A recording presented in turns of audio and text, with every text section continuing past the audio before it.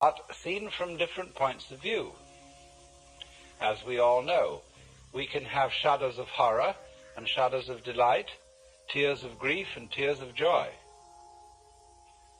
And it's the same shudders and the same tears in either case, but they have a completely different meaning. Now, life is a matter of oscillation. Life is vibration. It's the whole time and all the way through. The question is, how are you going to interpret that? Is it tremble, tremble, tremble, or is it laugh, laugh, laugh? That's the great thing. And sometimes it's one, and sometimes it's the other. So that the whole thing of the Joker is he comes into being, as it were, at the point when the anxiety interpretation of the trembling becomes the laughing interpretation. We were talking about monks who had skulls in their cells to remind them of mortality. And we think a grim thing. The skull is a grim thing. But Chesterton had the poem about the skull. Chattering finch and waterfly are not merrier than I. Here among the flowers I lie, laughing everlastingly. No, I may not tell the best. Surely, friends, I might have guessed, death was but the good king's jest. It was hid so carefully. So you can see the skull not as a grim thing, but as a laughing thing. It's all that's left of a human being. And all the surface is peeled off. And nothing but this beautiful bone remains. It laughs.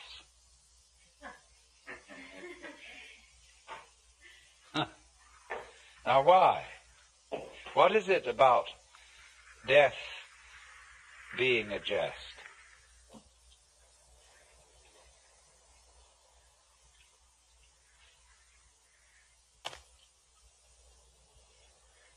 We discussed the problem of the zebra. You remember whether a zebra is a yellow horse with black stripes or a black horse with yellow stripes. And of course, you can see it either way. And you can argue till all is blue about which side is right. And let's suppose that a black horse is a horse of ill omen, even though striped with yellow, and a yellow horse a horse of joy and good omen, even though striped with black. This is our eternal problem. We are in the state of egocentric consciousness, firmly convinced that death is a threat. We are so convinced of this, even though individuals may say, well, I'm not really afraid of death. What I'm afraid of is dying in an unpleasant way. Nevertheless, since almost all moralists and people concerned with ethics seem to agree, whatever their differences of opinion, that survival is a good thing. In some sense, if not survival in this body, even the most, the people who would rather be dead than red, firmly believe that that is true because they believe there is a hereafter, where they can go and where they can be rewarded for the courageous stand against evil which they have taken. You see? So that's still some kind of insistence on the value of survival. And we all cling to this idea of survival with tremendous passion.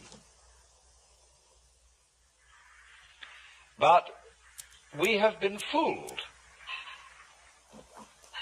because survival is an important ideal only so long as you have bothering you the bugbear of death, that the world might stop altogether, and that your death, so far as you are concerned, is curtains forever. And that is really the bogey.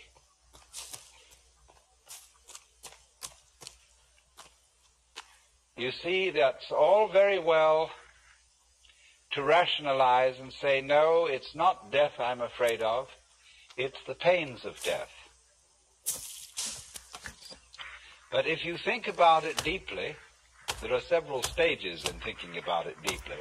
The first stage is the real horrors of endless night, of the futility, of the whole conception that one's own life, or indeed the whole life of the cosmos, might be nothing but a flash, and beyond that, nothing. Nothing, nothing, in all directions. When, for example, we think of the physicist's idea that the universe is running down, that all energy is seeking a stable state. Supposing, for example, to give an illustration of what they mean, I have a jar of black pepper and a jar of salt,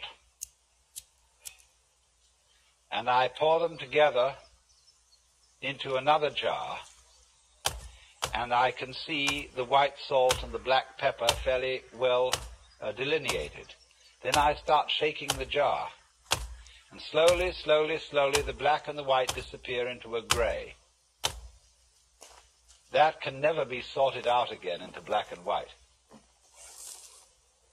In this sort of way, as things go on, the universe, they say, it tends to attain a stable state, to run down, run down, run down, until that's the end. And nobody knows how it could possibly start all over again.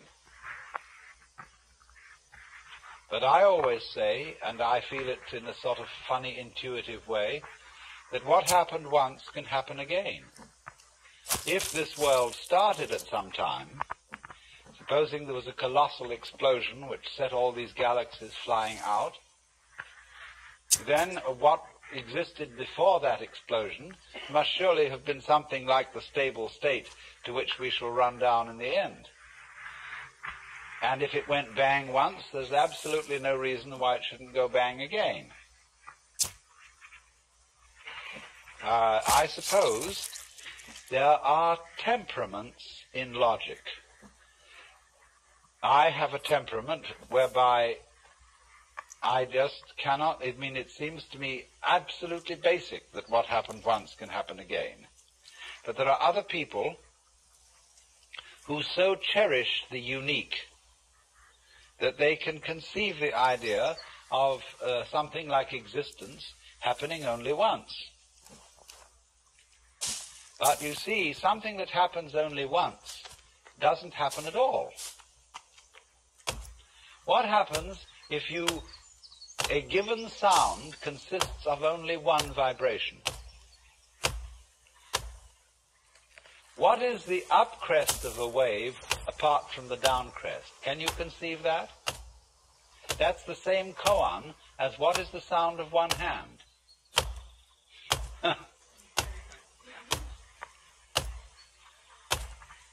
You see, it always takes two. You can't have a purely left-sided person. Imagine. So, in this way, just as you can't have just one vibration, I mean, it's like the saying, the greatest strength of mind is to eat one peanut. and so it can hardly be done. So there isn't just one vibration. And a dit but no da sort of thing. You have to have it do more. So in just the same way, when you magnify this principle, there isn't just one cosmos, or one big explosion that starts and stops.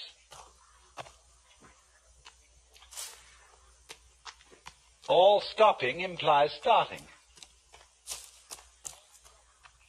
Someone just wrote to me, we haven't parted because we never met.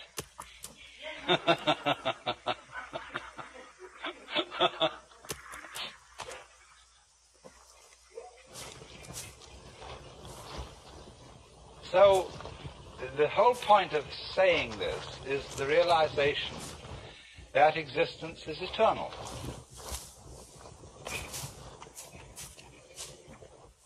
The going out of existence implies the coming in.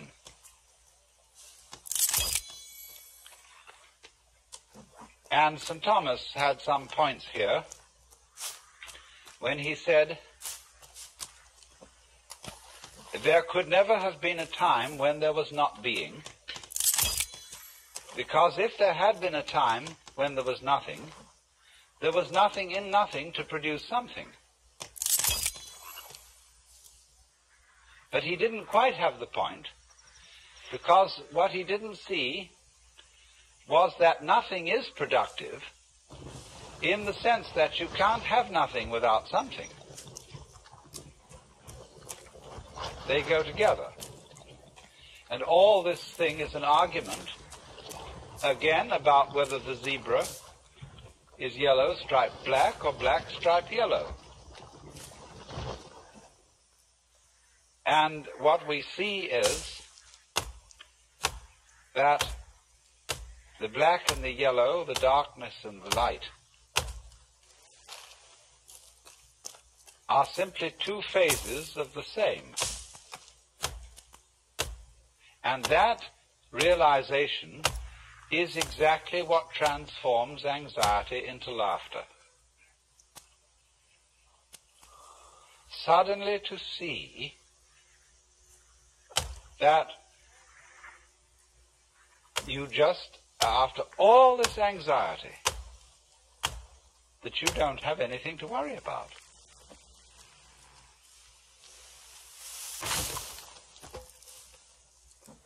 Now, that doesn't mean that there will not in our future lie some extremely painful experiences, or experiences that we would ordinarily interpret as horribly painful. We may all die of ghastly diseases, or of radiation burns, or of unimaginable things. But look here. I very briefly touched on pain yesterday and the way pain is interpreted.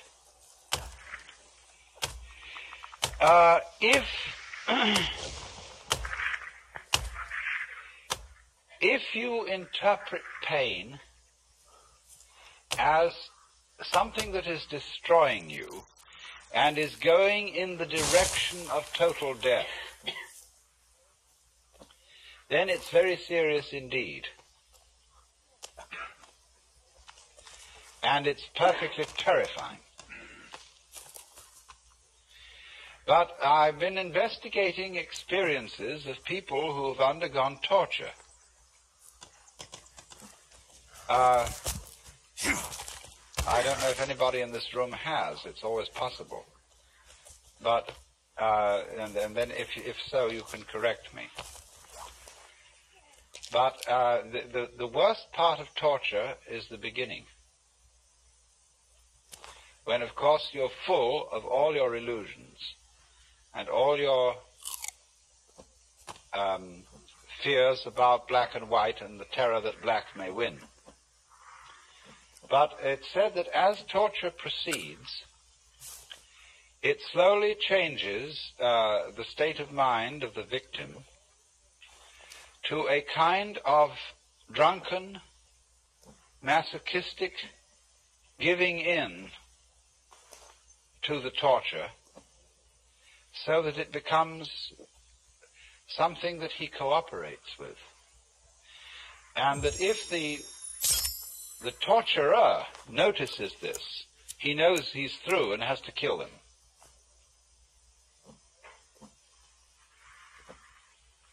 So, in other words, there is a point at which pain becomes an experience without having a negative interpretation put upon it. Becomes, in other words, converted into ecstasy.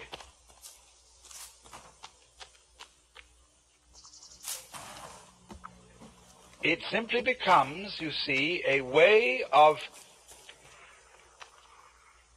going through extraordinarily far out sensations which have no meaning. If they have meaning, the meaning of threat, the meaning of death looming at the end, and you know this is the tearing apart and the destruction of you, then you see it is absolutely horrendous. But if it has no meaning at all, just transpose yourself into another dimension to illustrate it, because what the dimension I'm talking about is a very tough one. But let's go back to a simpler one. Let's take sounds. Now, if you lie down and listen to all the goings-on in this area, and you will hear planes moving and cars and foghorns and all kinds of crazy sounds, you see. People this way and that, so on. And you can listen to that and find it very interesting. Very beautiful.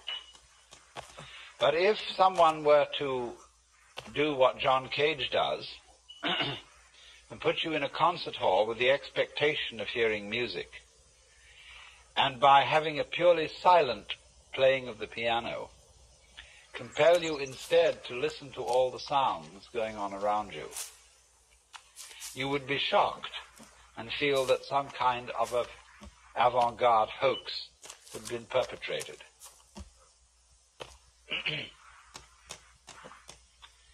You see, it depends on the set, on the way you approach the experience.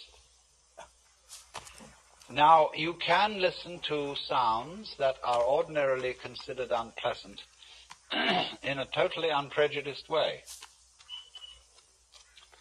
You can listen to discordant musical noises and find them extremely interesting if you listen carefully enough. You can listen to a squalling brat and find it musical. That this child, I'll never forget waking up one morning and listening to a child whining. The child wasn't saying anything. There were no words in it. It was just a plaint. And it wasn't exactly crying. It was a kind of...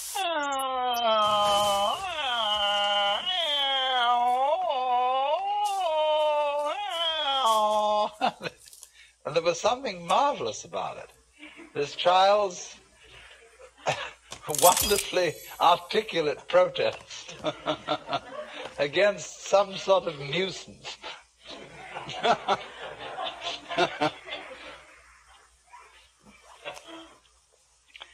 And so,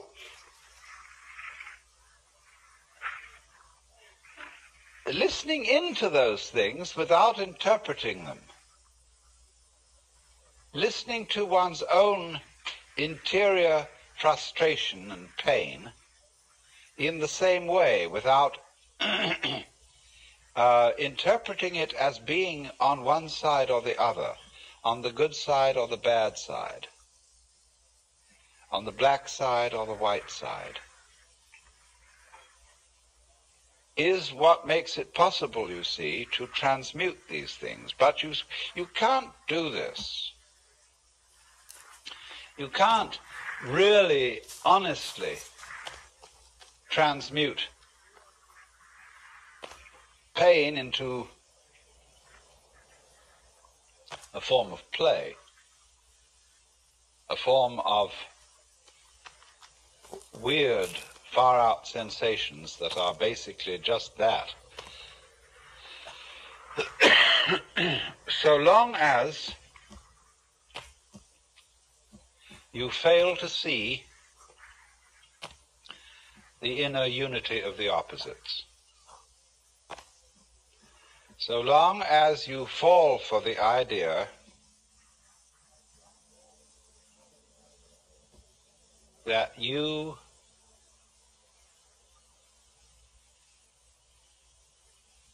are nothing more than this particular life, than this particular ego, which came from nowhere and is going nowhere.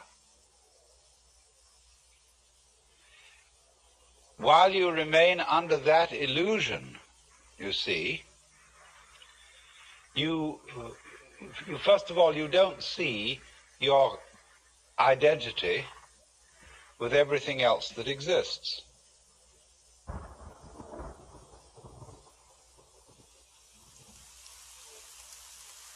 Now, if death then is a joke, I remember the biggest joke on death I ever saw. I mentioned this in my book. We visited the Capuchin friars' crypt in the Via Veneto in Rome.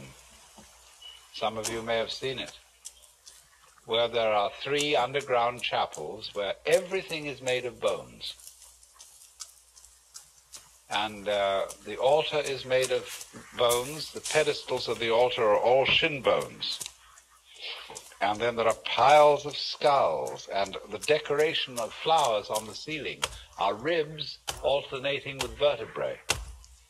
And the vertebrae are the flowers, and the ribs curl this way, curl this way, curl this way, the twining stems. And the whole thing is bones, and they have even a few full intact skeletons dressed in monks' robes standing on either side of these altars. It's the craziest thing you ever saw. And then when you have seen it and you come out, there is a little friar with a beard taking your offering at the top of the steps. And he had a funny, wicked gleam in his eye. And one could see that this was a joke. The whole thing was a joke. It was constructed by people who had somehow overcome the fear of death. Couldn't possibly have such a thing as that. And so I was fascinated by it, because I thought that on the day of the resurrection, there's going to be a tremendous scuffle fitting all those bones together and everybody getting up the stairs for the Last Judgment.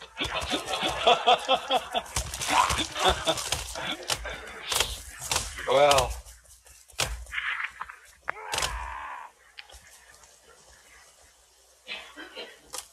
so if it is seen that death is a jest, but the question is, you see, we are so tormented by the bugbear of it being the real end, by the imagination of the possibility of being in the dark forever. Now, you really must think this through, because it is a pure delusion.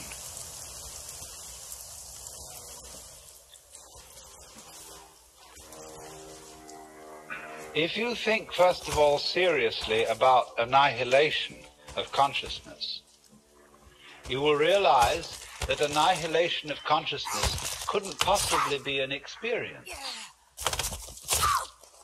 But being in the dark forever could be an experience. And supposing you were buried alive and somehow you were immortal, that you had to stay shut up in a tomb for always and always and always, that would be pretty grim. But the annihilation of consciousness is not an experience at all. There isn't anything there to be afraid of. So if that's what's going to happen, there's nothing to worry about, I assure you. But on the other hand, if you think about it longer, about a state of eternal just not being at all, you know, you realize that nature abhors a vacuum. And that since, just as the universe happened once, it can happen again. Since you were born once, you know, it did happen, really. Well, it can happen again. Only the next you won't remember the one now, just as the one now doesn't remember the one before. Not because you've forgotten, but because memory is transmitted along certain channels. It requires the vehicle of brains, for example. It requires books and other records to maintain it. But as I pointed out yesterday, the fundamental what have you that underlies all this doesn't need a memory. Doesn't need to store memories. And so, just in the same way as you don't need to be conscious of the inner formations of your brain.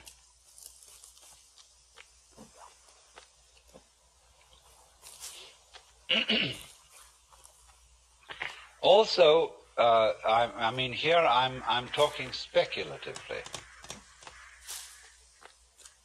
Also, there are curious connections where we don't see any. That is to say, the interval between events is not insignificant. Just as you don't hear melody unless you hear the interval between tones. It's the interval that counts. So in the same way, blank intervals between successive manifestations of the universe and blank intervals between your forgetting who you are altogether and dying and someone suddenly becoming a baby. The blank intervals are not insignificant. Every painter knows, every architect knows that the space around an object or inside an object is just as important as the object. That, again, is the fact. If you don't notice the importance of intervals and you don't notice the importance of space, it is as if you had settled on the carpet here for the black design being the thing and the white background as having no significance.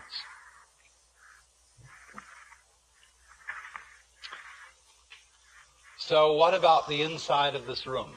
What about the shape of space that it encloses?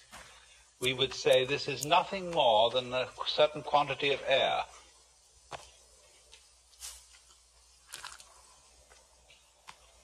But don't you see that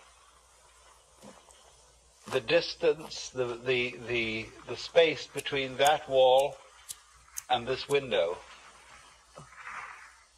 is life room?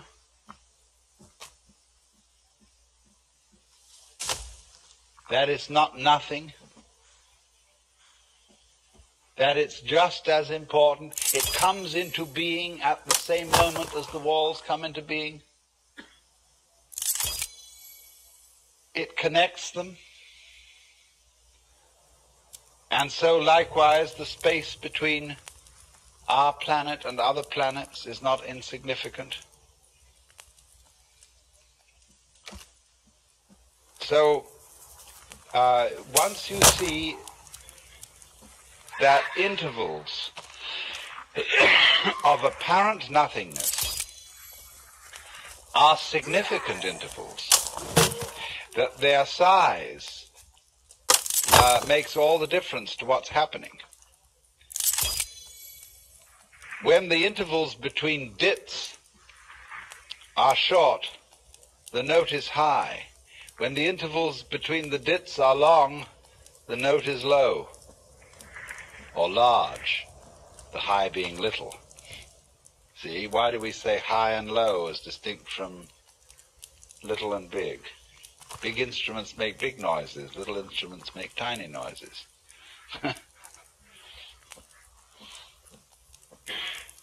But at any rate, it's the interval that's important. So then, once you see the importance of the interval, you have seen that the white is as important as the black, or the other way round, if you want to change your analogy. Do you see how you can switch these analogies? In one case, the white can be the nothing, the unimportant, whereas the black is the mark somebody made with a crayon. Or the other way round, the black can be the darkness, and the white is the flash of lightning that appears in the darkness. Change your analogy. It's like saying, once we used to say about high matters, high matters, lofty thoughts. But now we don't. It's more fashionable to say deep matters and profound thoughts. Someone was telling me yesterday in the group here that they were going to an Indian village in New Mexico where they had Christianity, but when the speaker referred to Jesus and God and so on, he pointed down all the time.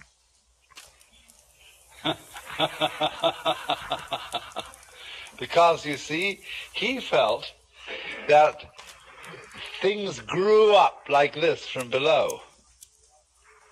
Whereas, of course, the ancient cults out of which the Jewish and Christian religions grew had the idea that the life of the sun and the rain came down from the heavens and fertilized the feminine earth, which then responded. But these things keep changing, because you can keep switching your point of view. You can see the black as the design against the white background, and the white as the design against the black background, and you can flip back and forth, back and forth, back and forth. And the more you do that, the more you realize that the pairs go together. Anxiety is the state of trying not to flip. All life is flipping.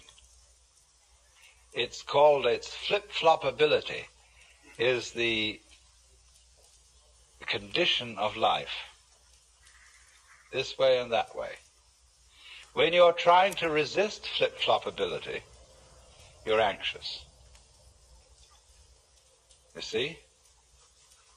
when you push against it, it throbs in a way that you interpret as fear. And all rigid personalities, people who can't swing, who have no movement in their hips, as it were, psychologically, they are resisting flip-flopability. But when you understand flip-flopability, and that this is the way things are, then you laugh, because that is the big flip-flop.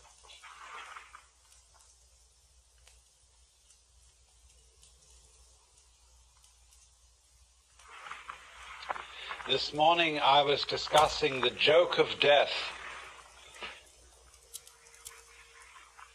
and the principal point that I was making was that death and life, or that is to say, in other words, the interval and the event, death being the interval between events, between one appearance and another of human beings, in the same way as winter is the interval between the appearance of the leaves in spring and their disappearance in the fall. But there is, you see, the chronic fear that the interval may be all that there is, that the interval may triumph, and there may be no event. And I was trying to show you that there is a polarity between the event and the interval between events, in such a way that you can no more have the one without the other than you can have the crest of the wave without the trough.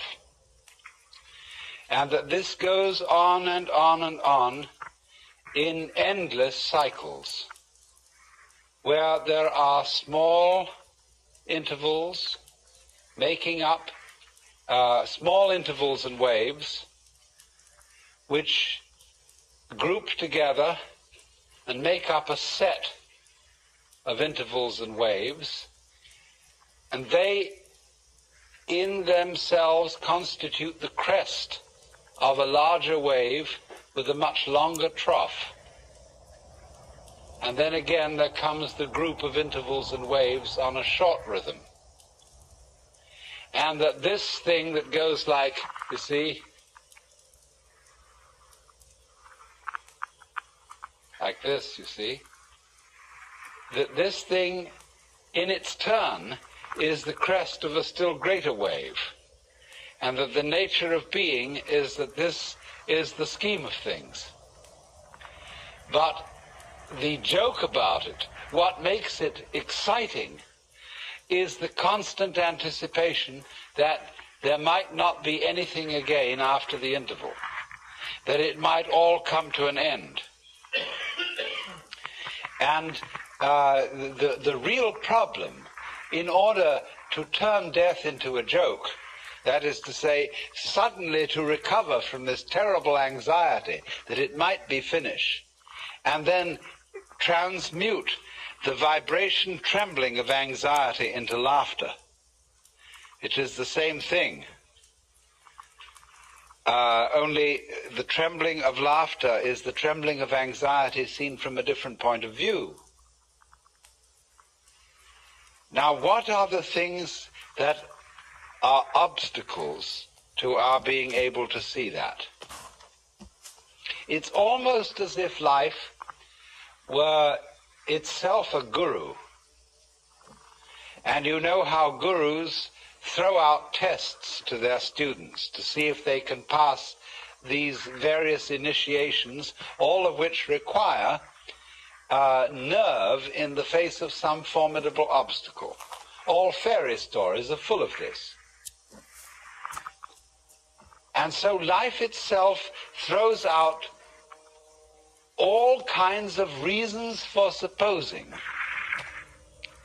that we are faced with something serious instead of something playful.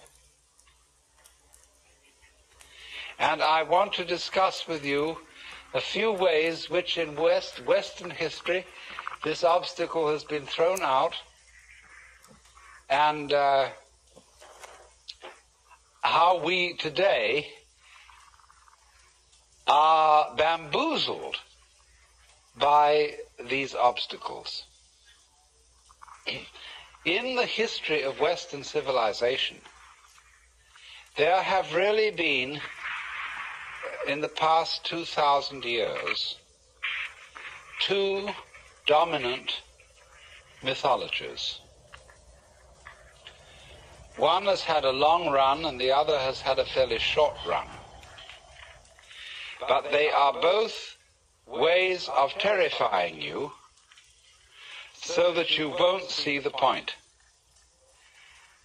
But at the same time, they are perhaps not merely negative things, but challenges, barriers of the same kind that a guru would offer.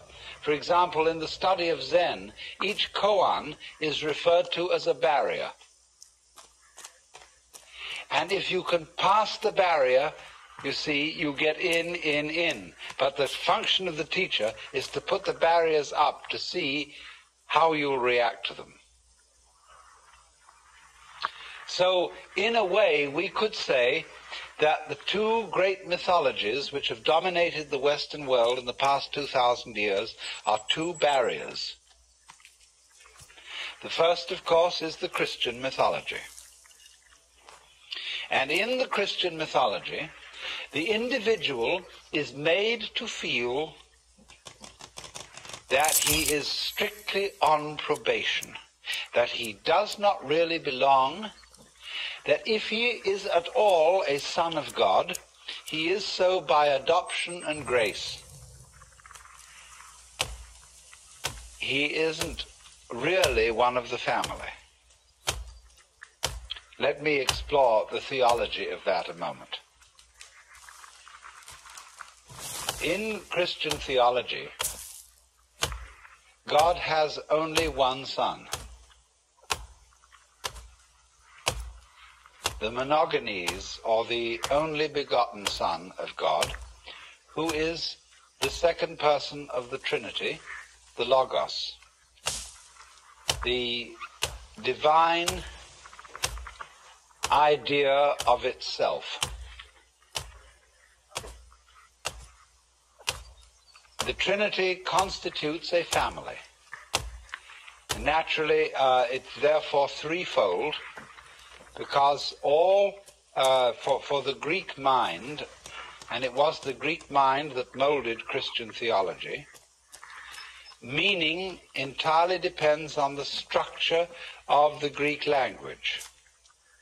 And Greek, in common with all Western languages, and indeed also Sanskrit, from which it is derived, has a sentence structure in which there is the subject, the verb, and the predicate. And we can't make any sense without those three things. We have to have an I love you or an I know you sentence for there to be any love or for there to be any knowledge. There must be the lover. The lover can't love without having a beloved, and the lover doesn't relate to the beloved without the relationship of love between them. So there you have the subject, the predicate, and the verb.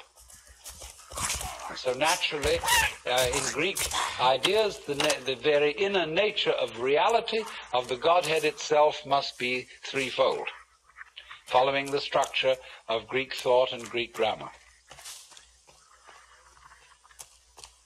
So,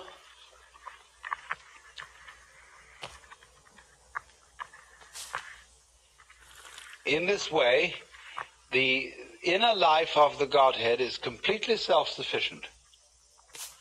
There is the Son, the object of God's love, so that God doesn't need any created world of finite beings as the necessary object of his love, so that he can be love.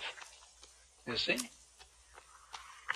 So then, the created world is something extraneous. It's something that the Lord threw off. in a fit of exuberance. And although it is very much beloved by him, he doesn't in any way depend on it. He, in a sense, fathered it, but he fathered it out of nothing. It had no true mother. And so, in a way, it's an orphan. And the relationship between the creator and the creature in popular Christianity has always been the relationship between the king and the subject. And the relationship between the king and the subject is very, very strange, estranged, because the king, in the archetypes of kingship which existed in the Near East in ancient times and upon which this theological imagery was originally modeled, the king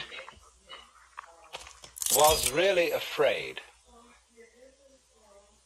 He always appeared in the throne room with his back to the wall.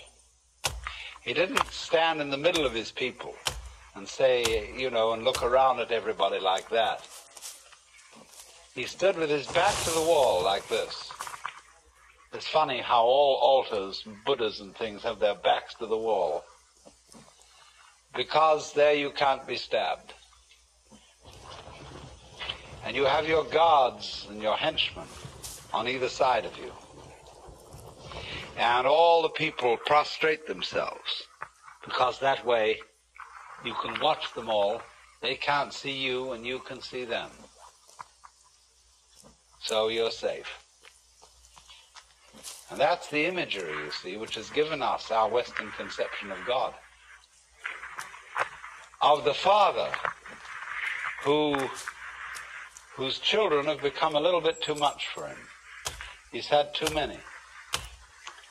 And they have to be kept in their place.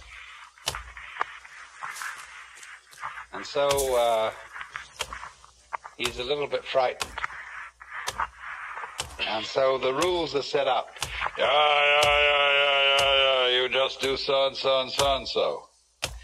And you must feel grateful for having been fathered. You're a miserable worm, and therefore inwardly, because without me you might not have been. You owe everything you have to my having produced you, and you are a debtor. And because you are a debtor, you have a duty. Duty is the same word as debt, debit. You owe life to me who produced you, although I won't admit I had a great deal of fun doing it. And so you must all crawl. Now, you see, that conception of our relationship to reality has been the popular idea for centuries in the Western world.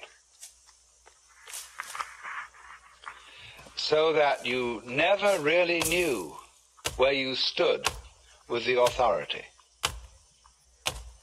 Because the authority gives you the impression that you are so bad intrinsically that at any time you ought to be punished and eaten up. And it's only a matter of mercy that you're not being eaten up. So the prayers of the Christian church are full of the idea, O Lord, we are not worthy. And since it is only of thy great mercy that we continue to survive at all, we humbly beseech thee, etc., etc. Imagine going around with that feeling about the nature of reality, that it is watching you all the time, that you're always on probation, like a released prisoner. And therefore there is an all-seeing eye at every moment of the day and night surveilling you, much more efficiently than any big brother could watch you through tiny TV cameras in your bedroom. I know a friend of mine who is a devout Catholic, and in her toilet, but she is different, she has a sense of humor. And in the toilet, you know, it's an old-fashioned one, there's a tank and a pipe coming down to the john. And there's a little placard on it with a big eye painted. And in Gothic letters underneath it, it says, "Thou, God, seest me."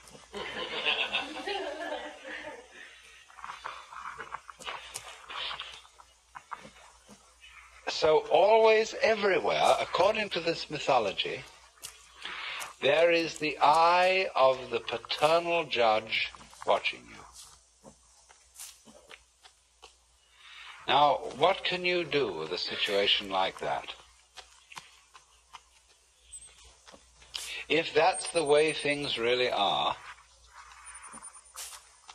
you don't know whether this Lord has a sense of humor, and whether you can say to him, "Hey, look, don't take such an advantage of me like that. Turn down that light a little. Close off your eyes sometimes. You don't need to be all that particular. You know I can't do anything to you. I can't knock you over. Why do you need to bug me all the time?" The sort of attitude is too much. And so people couldn't stand it. You know, 600 years of it was enough. And it became intolerable. Really intolerable. Because everybody knew they were sinners, and that they were doing all the things against the rules in the book, and nobody could possibly put up with it. So the only thing they could do to relieve themselves of this horrible father figure was to make out that the universe didn't have a father at all. That it was really an orphan. Not even virgin born. It didn't even have a mother. In other words, in order to escape from the mythology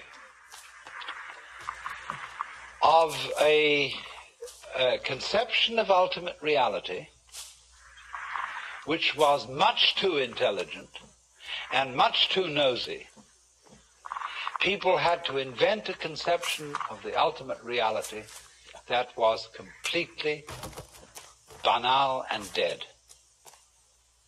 So the second Western mythology is the mythology of the mechanical universe,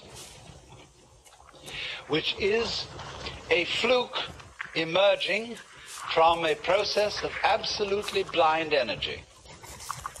And you must notice the language in which the great thinkers of the 19th century thought about the world.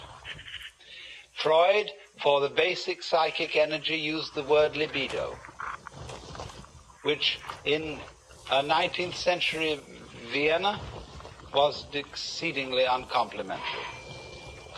Libido. Blind lust. And so in the same way, the science philosophers of the 19th century talked about the world as being based on brute force, unintelligent energy, and worked out a conception of man as a really rather unfortunate natural fluke. Consciousness, reason, and indeed also the passions and feelings and desires of the human heart were nothing but the end product of a roulette wheel of natural selection. It's the most curious paradox that those philosophers of the 19th century who denied the supernatural origin of man and who insisted that man is simply a part of nature, one of the members of nature, nevertheless set up a state of alienation between man and nature without precedent. I am a part of nature. I am something that nature fluked into being, but nevertheless, this fluke is something that nature doesn't care about. It doesn't care about my ego and its future. All that is important to nature is the species. The individual is irrelevant.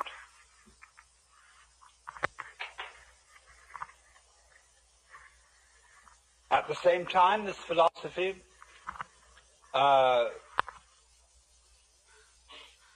arose when we were becoming conscious of the sheer magnitude of the universe.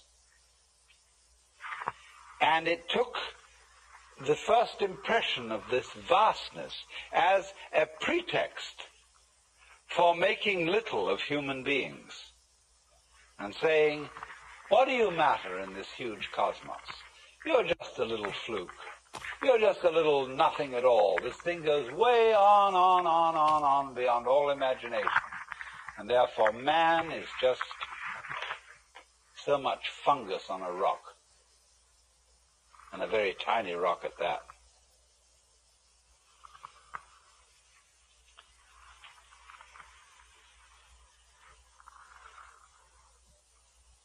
In other words,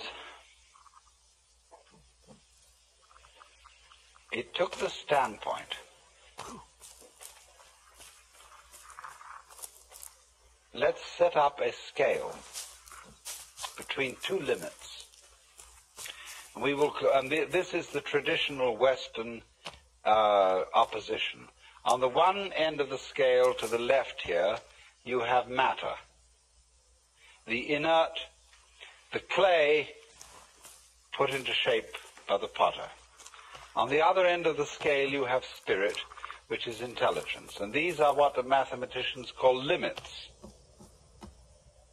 And a limit is something you approach, but you never actually get there. Now, what the 19th century mythology did was to think of all things towards the limit called matter.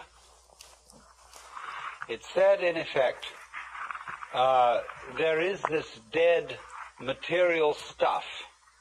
It is energetic, but the energy is unintelligent. It's a kind of roaring mechanical energy like fire or electricity or so on. It is not intelligent. And everything is really that. What we call human intelligence and consciousness are merely complicated forms of this primordial energy. And they are nothing but that. In the same way, we are evolved from lower orders of animals, and I can trace my ancestry to a protoplasmal globule, Pooh-Bah says. And, that's what you really are. You're only a complicated protoplasmal globule. Now, do you see the intent behind this mythology? The intent is to deprecate. The intent is, as we say now, to put down the human being, because the human being felt that hitherto he had been put up too far in the wrong way.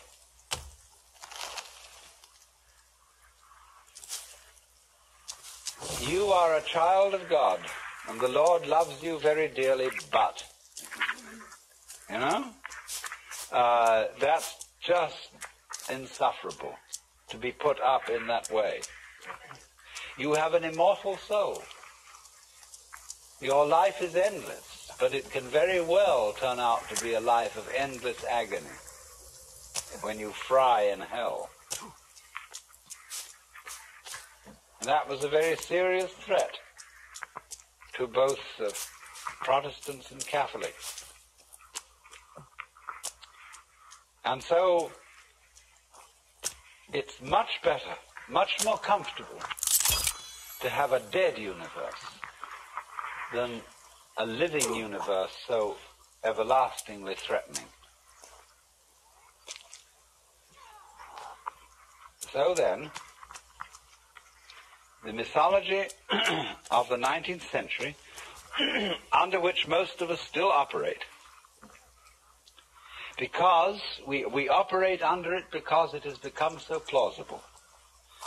The science out of which this mythology arose has been so effective, it has produced such a marvelous splash of technological marvels, that its point of view, or the point of view of those scientists who started the whole thing going, has become amazingly persuasive and convincing. After all, if I can reach into your brain with a very, very subtle instrument, and I can poke about inside and press there, and suddenly, on a certain point when I press it, a world of memory comes to life so vividly that you see it before your very eyes. I remove the instrument, it vanishes.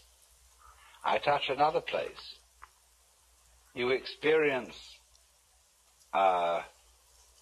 intense pleasure, absolutely unbelievable pleasure. I remove it, the sensation vanishes. Every time I touch inside, you get a sensation externally of intense reality. And I say, after all, I was only just pushing things in your brain. You see what a push-button thing you are? That's it. I can just poke around and you can see anything.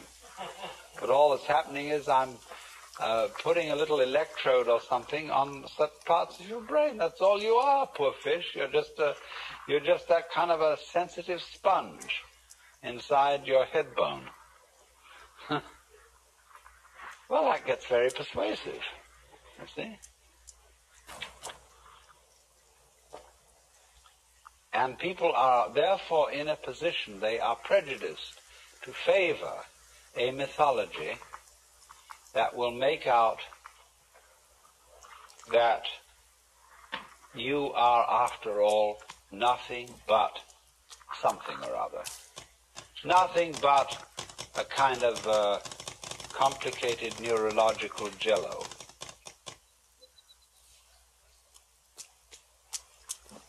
And that point of view, as I said, has become enormously convincing.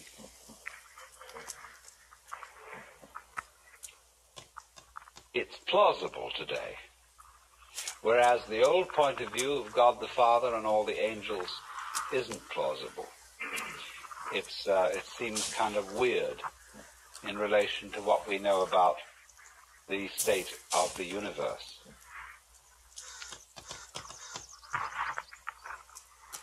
Now, what we have to see is that both of these points of view are equally mythological.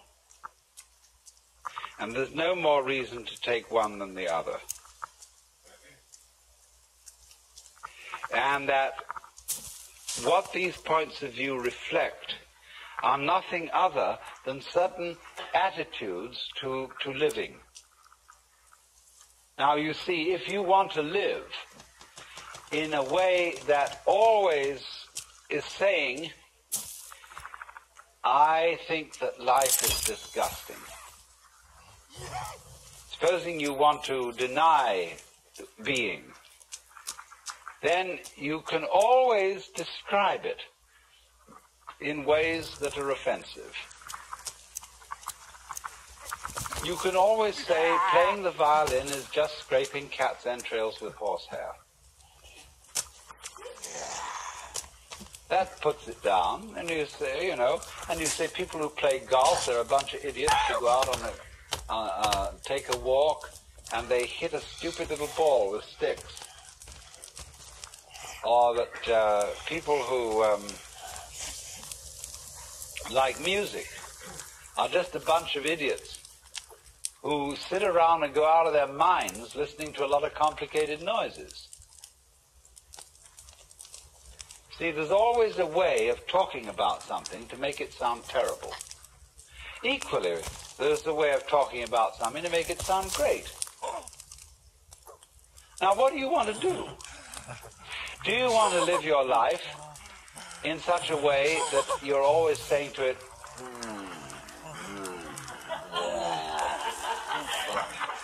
you know? Do you want to, is that a good way to conduct things?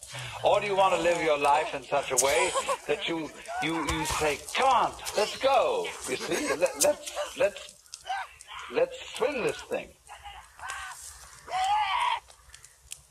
On the one hand, you see, you're always in tension against it. Do you remember I pointed out to you in this morning that the person who's anxious, constantly anxious, is the person who is resisting the flip-flopability of things.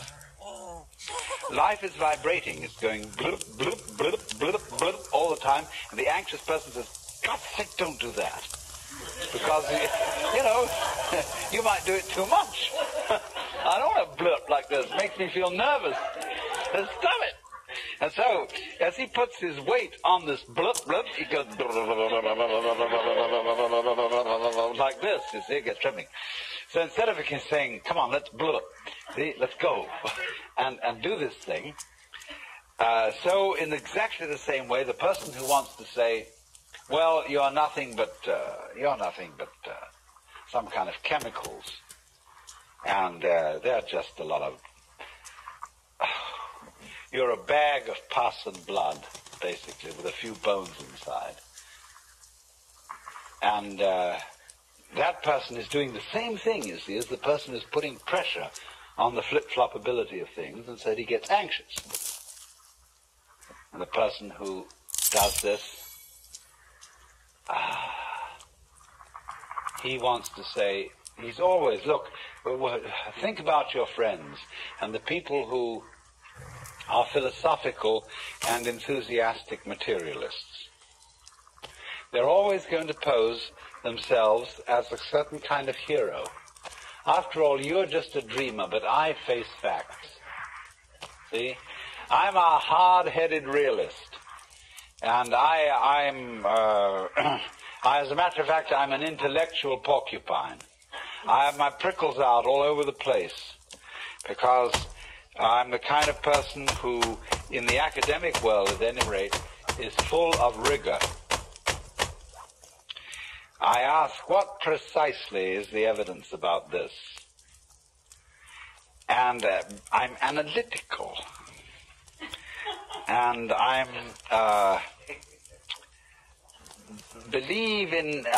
don't like woolly and vague thinking. I like it clear-cut. And you can see that porcupine's bristle going right through like that. See, well, this is a personality type who wants to play that role, whose message in saying all this jazz is, I'm the kind of person who is all dry as a bone. But I believe that that is strength, and that's reality. And another kind of person says to him, oh, you are intolerable. You're so dry, you're so dull, you rattle. You don't have any juice in you. And what we need is juice. And we need flow. We need lilt and rhythm and gaiety, you see. So that's an opposed mythology. And that's another character part you're going to play. But so we've got to consider these are games, you see, as I tried to show you earlier. The kind of roles we play are the kind of games we play. So, but the question is, which is the optimal game? Certainly we can't do without some prickly people, because life is prickles and goo. And it's basically gooey prickles and prickly goo, but the gooey people are always trying to make out that it's only goo, and the prickly people are always trying to make out it's only prickles. And we do need both, see? But the question is fundamentally, which game works better?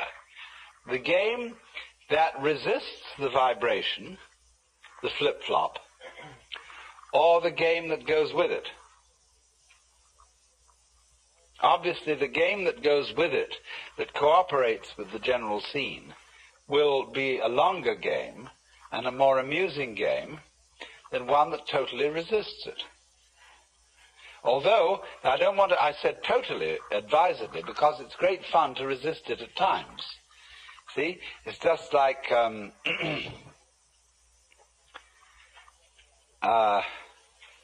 when somebody massages you, you know, and they're really expert, and those fingers are just vibrating like this on your back. You can give and just go woof. But it's also fun sometimes to tighten yourself, your muscles against it, so as to feel the full impact of this thing, see? But what I want to, the real point I want to get across is that what seems to us the hard-boiled common sense of a mechanistic view of the universe is nothing other than a myth. You don't have to be taken in by this, because there is no more solid argument that that is the way things are than any other argument about any other way things might be. Now, it goes like this, you see. Again, think of the idea of limits. We'll take different limits this time. We'll take one limit on the right hand here as consciousness. Extreme, lively sensitivity. And on the other hand, we'll take the opposite limit, which is geological. The stone, the blind energy, the electrical force without any consciousness whatsoever. These are observable things. We see the living human being on one extreme, and we see the stone or the fire on the other. Now, our 19th century mythologist wants to describe this limit in terms of this one. He wants to say that consciousness is nothing but a very complicated form of minerals. Why can't you go the other way and just as easily say minerals are a very simple form of consciousness? That works, doesn't it? I mean, after all, here's this mineral.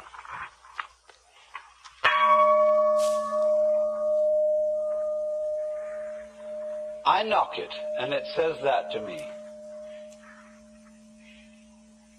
This is a rudimentary form of consciousness. This thing inside is not making a noise to itself, because that requires ears. But in some way, this thing is going to itself. It's shaking like that. And that's its consciousness, its response, its resonance. It isn't totally unconscious, but its consciousness is extremely simple. Now, you may think I'm spinning fairy stories, but is that any more of a fairy story than to say that your consciousness is nothing but chemistry? I mean, you think you're conscious, and that you have this high and mighty state of affairs, but actually, of course, if we look at this very realistically, all this is just colloidal substances bubbling around. See, both that story and the other story can be made to seem equally fanciful. But the question is this: if I say about the gong, look, my friend, I respect you because you are a little bit conscious. See? You relate to me, you're kind of a younger brother. And, you know, then there's something endearing and warm about this attitude to things. Whereas if I say, psst, you're just a piece of metal, and as a matter of fact, I'm just a piece of metal too. That's a kind of insult. Now, the people who believe that are really suicidal maniacs. They want to put themselves down. They are against their own life, and they take a great pride in being that way, and they call it being realistic.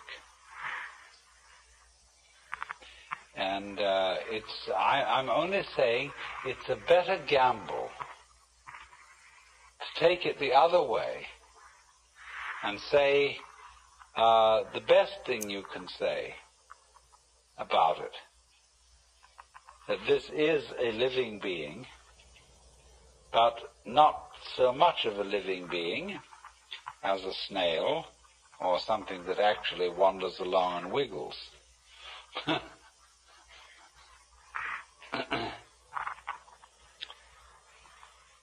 So you see, the pressure upon us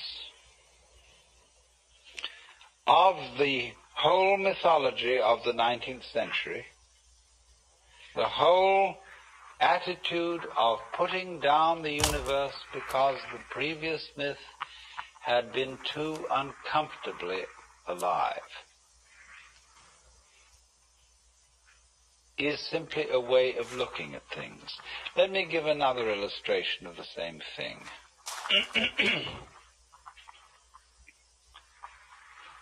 If you study the various forms of life from the standpoint of natural selection,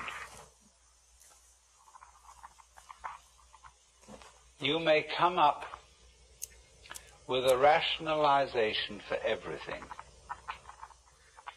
Somebody wants to know, why do butterflies have eyes on their wings? Some butterflies. Well, somebody scratches his head and says, oh, well, there must be an explanation for that. There's an explanation for everything. Why is there an explanation for everything? Because the universe is really a tight engineering job. So, why do some butterflies have eyes? Well, it so happened that some fluke of a butterfly once got an eye on its wing, and birds would avoid it because that eye looked at them and it was just too much. So those butterflies that had eyes on their wings bred, whereas the butterflies that didn't have eyes got eaten up more easily. Although some of them had other alternatives, because of not having eyes, they were invisible and the birds couldn't see them. And so more of that kind survived, although those with the terrifying eyes survived, and so they didn't get eaten up either. So those, it tended to multiply. So this is a perfectly easy, simple explanation of why butterflies have eyes on their wings. Of course, other things, some birds with extraordinary plumages, which look so obvious that anybody could catch them, any cat, any hunter. No, they survived because they were so attractive to their females. And so they bred very well. As a matter of fact, this isn't true, they didn't. And But any explanation will do, provided it seems to explain. Now that is one way of looking at things. You can make an extremely consistent theory for the different kind of species of flowers and birds and insects and all their markings and so on, just why they have them. But on the other hand, you can equally well explain it in a completely different way. You can say, it would be exceedingly dreary if there were nothing but one uniform type of life. And supposing there had never been anything but amoebas, and they were just globules, and they divided, and then they divided again, and then they divided again. That could have gone on, and it could have been terribly efficient, because the minute you went to hit an amoeba, you would strike it, but suddenly find you'd killed only one of them because it split just before you hit. It's a marvelous arrangement. And they could split very fast. You could suddenly go at another with 2 hammers, hoping to catch both amoebas, but suddenly they split, and there were 8 of them before you knew where you were. That would be fine. But actually, the reason why there is all this colossal variety and all these patterns on butterflies' wings is that nature is a poet and is simply having a wonderful time making all this variety and doing all these various things. And that explanation is just as plausible as the efficient explanation. You see, philosophy is to a large extent a matter of taste. What sort of explanations suit your personality? If you're an anal retentive type and rather tight, then you like the efficient explanation. On the other hand, if you're an effusive type, you like the poetic explanation.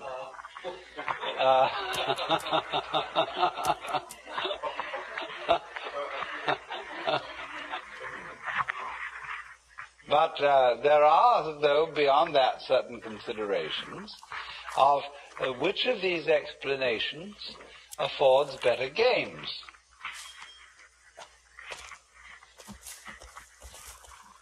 And the economic anal retentive explanation can give good games up to a point, because there's all the thrill of working out the chains of interconnection, all the reasoning whereby finally you go through all sorts of rational conniptions and explain why the butterfly has a big eye on its wing. Fine. But where do you end up? You end up in a mechanical straitjacket. You've got to be careful along the other line of approach that you just don't end up in a morass.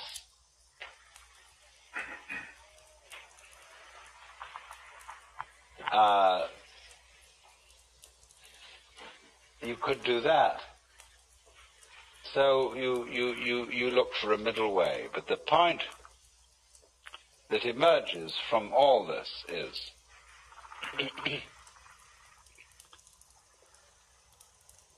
don't be bamboozled into fearing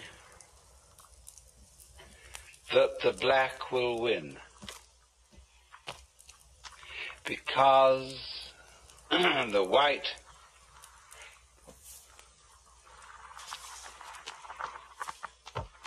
is the only thing there is, and the black, the nothing that surrounds it, will eventually engulf it.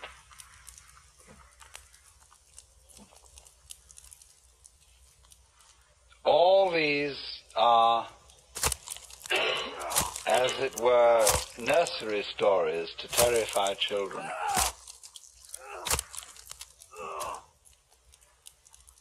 you live in a cosmos where the light of consciousness and the darkness of unconsciousness go back and forth, just as the crests and the troughs of the waves.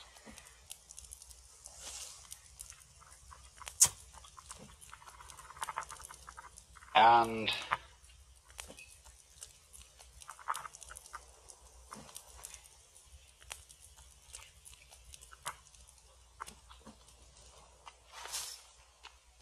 this situation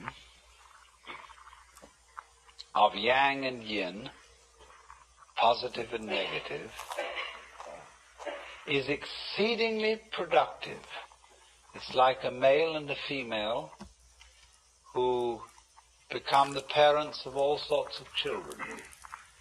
And out of yang and yin, black and white, come all these adventures through the original stratagem of pretending that the one is and the other isn't, that yang is and that yin isn't.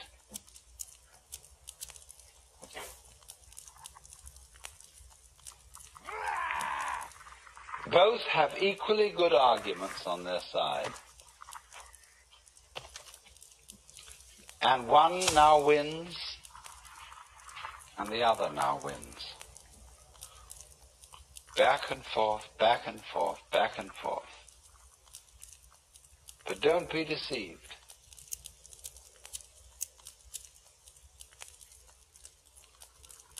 The two are always together.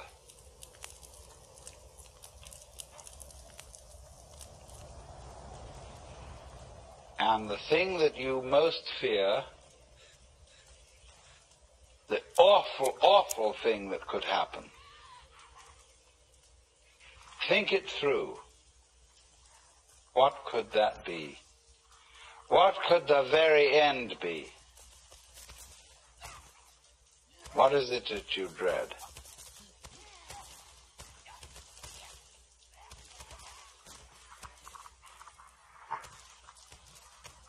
And you'll find out that if you go down, down, down, down, down, down, down into what you dread,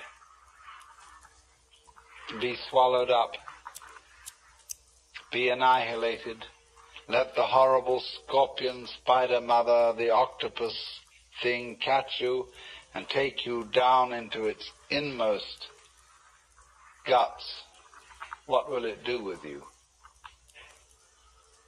Why, it'll transform you into itself. And then when you are it, as I said, every creature feels like it's a human being. Because after all, that's I.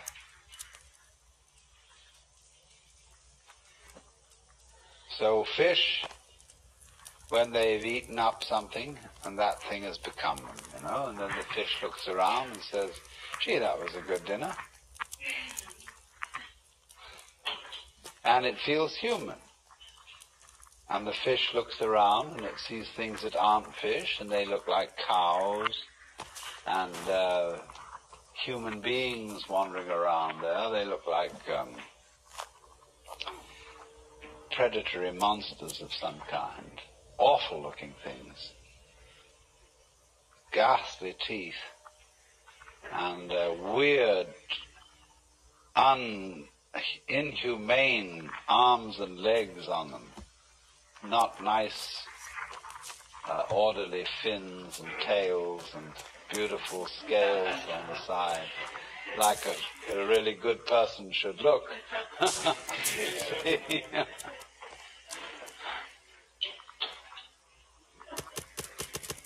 So, this thing of death and of being transformed is where our life reaches a certain point where it has to go bloop. And in the moment you go bloop, you forget. You lose control. You see? That's the sensation. When control is going, you're just on the verge of the crisis where it's going to... And you say, well, where was I? Gee, this is strange. I'm alive. I don't remember where I was before. That's the sensation of coming to birth. And you grow and grow and you become more familiar with this and more familiar. When you're completely familiar, it goes bloop. And you're new all over again. See? It's quite different.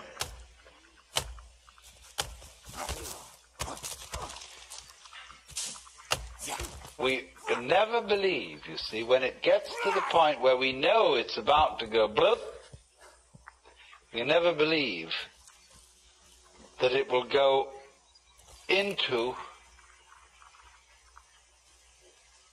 life. We always think it's going to go into something dreadful.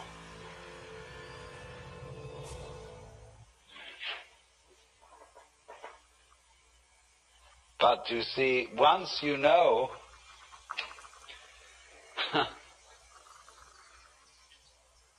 it's going to keep flipping. And it's going to keep flipping. And it's going to keep flipping. And the only thing is to go with that flip. See, get ready to go. Are you ready? Bloop. Then you can laugh. Because you know there's no way out.